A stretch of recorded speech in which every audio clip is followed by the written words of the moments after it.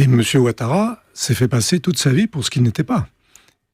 Il est d'abord lui-même la personne qui a toute sa vie dit qu'il était burkinabé au voltaïque, dans tous ses actes, et je le reprends dans le livre, jusqu'au moment où Houphouët-Boigny l'appelle en 90, tous ses actes sont posés en tant que voltaïque ou burkinabé.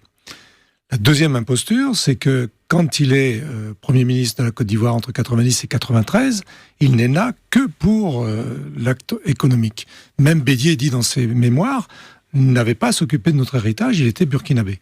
À l'époque de la présidence de Houphouët-Boigny. À la mort d'Houphouët, il a même essayé, et j'explique comment, il a voulu violer la Constitution une première fois, puisqu'il a voulu contourner l'article 11 en créant un conseil des sages avec M. Yassé.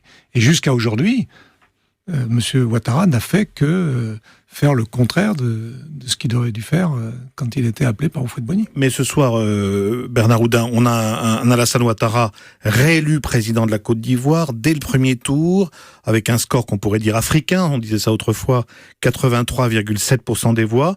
Là aussi, vous dites, c'est une imposture ou cette élection vous paraît quand même légitime ? Là, on a dépassé l'imposture, on est dans la forfaiture. Dimanche, tous les observateurs, en particulier les journalistes, et je m'en réfère aux journalistes français qui étaient à Abidjan ce jour-là, ont vu la vacuité de cette élection, ont vu le vide dans les bureaux de vote, et on nous annonçait 4 taux de participation entre lundi matin et mercredi matin. On est passé de 40 à 45, à 60, puis à 52, en variant. On est un peu au-dessus de 50 finalement. On est autour de 15. Dans la dernière version. On est autour de 15 pour être très sérieux.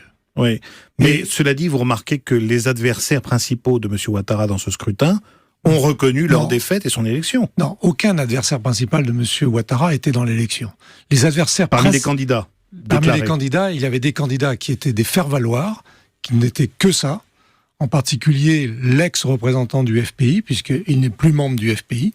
Il n'est représentant du FPI que par la volonté de la justice de M. Ouattara. Mais le FPI historique de Laurent Gbagbo n'était pas dans cette élection, avait annoncé le boycott avec l'accord du président Gbagbo, et c'est la grande majorité des Ivoiriens qui ont boycotté ce scrutin. Mais est-ce que vous sous-entendez, Bernard Oudin, qu'il y a eu un trucage des résultats, un bourrage des urnes ? Enfin, on est dans une élection. Il y a eu un bourrage du taux de participation, il y a eu une absence de gens dans les bureaux de vote. Je prends un seul exemple. Vos confrères de TV5 étaient présents à la clôture du scrutin dans le plus grand bureau de Côte d'Ivoire, qui est le lycée William Ponty de Yopougon. Il y avait 8000 inscrits. À 17h à la fermeture du scrutin, il y avait 1000 votants. Et on nous annonce à Yopougon 35 à 40% de votants. C'est une insulte à l'intelligence. Comment se fait-il qu'on n'entend aucune grande nation, à commencer par la France, dont on sait la proximité avec la Côte d'Ivoire, dénoncer ce soir ce scrutin ? Il ne le dénonce pas dans la mesure où M. Ouattara les arrange, mais si demain l'opinion publique ivoirienne, d'une façon ou d'une autre, se lève contre ça, on risque d'avoir des réveils difficiles en France et en Afrique en général. Donc là, vous décrivez encore des restes, si je puis dire, ou des réminiscences même de France-Afrique assez cyniques et assez réelles politiques, y compris de la part de Paris. Ce ne s'est jamais arrêté. Vous pensez que ça ne s'est jamais arrêté ?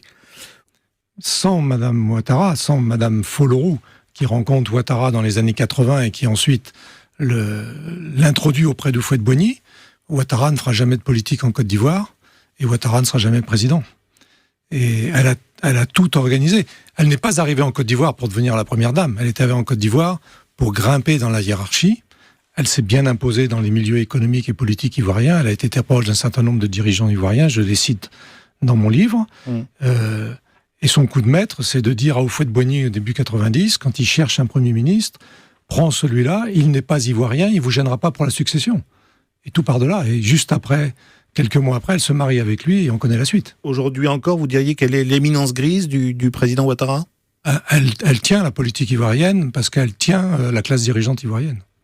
Totalement. On a dit ça, vous êtes le conseiller de Laurent Gbagbo, mais vous le conseillez quand il était président.